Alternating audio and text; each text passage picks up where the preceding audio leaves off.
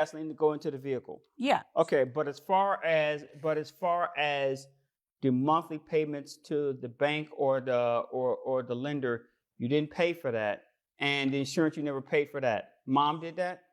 I'm just trying to get clarification as the car for the car. She paid for majority of the costs. The majority is just for things like the gas she didn't pay for. You probably paid for the car to get washed and stuff like that, I'm assuming? Yeah, I paid for like those minimal things, but I mean, she's my mother. She should be responsible for those payments, should she not be? All right, we're going to get back to that. Now, let's get back to the part where the stuff in this room in the house.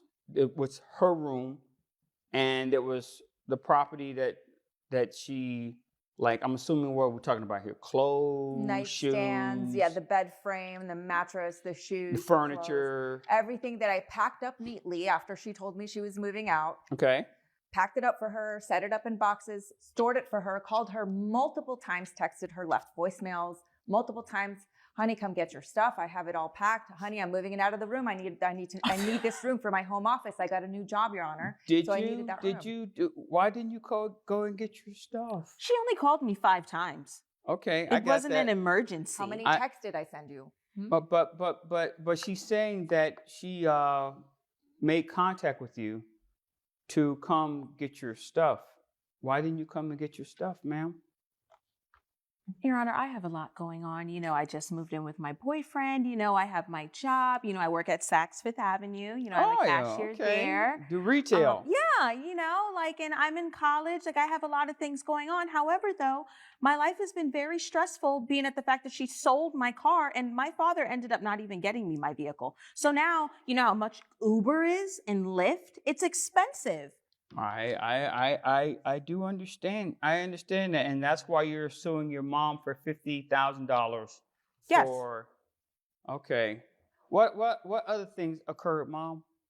Well, the car was. We had an agreement. As long as she lived under my roof and abided by my rules and helped with her little brother and little sister, the car was hers to use for school, for going out with her friends, whatever, seeing her boyfriend, her deadbeat boyfriend. You're lying. No, we're not going to throw insults at people, not in this courtroom. But continue. I apologize, Your Honor. You're right. No, she doesn't. And it was hers to use, and we had that agreement. It was never put in writing. She, for some reason, thinks that I gifted her this car, which I never did. It was always under my name. It's always my car. So, of course, I had to go and sell it because I do have, as I mentioned, 2 other kids that are not of legal age to drive yet at my home. I'm a single mother. I have a single mother's salary, and I have to provide for these other children. Your middle child, how old is that child? 13.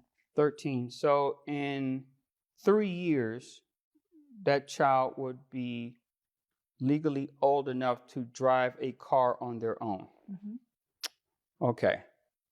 And you're suing for $50,000 for damages and emotional distress. Can you describe the emotional distress that you're going through or experience since you've moved out? Of course, Your Honor. I just want to make this blatantly clear.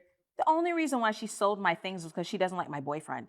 Okay. She just doesn't like him for whatever reason, whatever cuckoo message she thinks he's a bum. Pretty much. Yes. Okay. And my boyfriend has a job. He works as a bartender. Okay. He makes really good money on tips. And she just doesn't like him for whatever reason. I don't know. She's crazy. Oh, okay. Wow. But that's the emotional distress that I'm going through. She doesn't like my boyfriend. Then now on top of that, I have to pay money for Lyfts and Ubers to get to school. Well, let me ask you this question, ma'am. Ms. Diaz, how old are you? I'm 22. 22 years old? Yes. Okay. All right. By the definition of the state, you are an adult, correct? And I'm assuming you would call yourself an adult. I want you to understand where I'm going to go with this. Let's start with the motor vehicle, because that seems to be the biggest concern that you have. Mm-hmm. By law, okay, the person whose name is on the registration is the owner of the vehicle. But I'm driving it. I understand that, but the law doesn't recognize that. The law recognizes that the name that's on the registration is the owner of the vehicle, and they can do whatever they want with that particular vehicle. They can let you use it. They can let you, they can charge you whatever whatever name is on that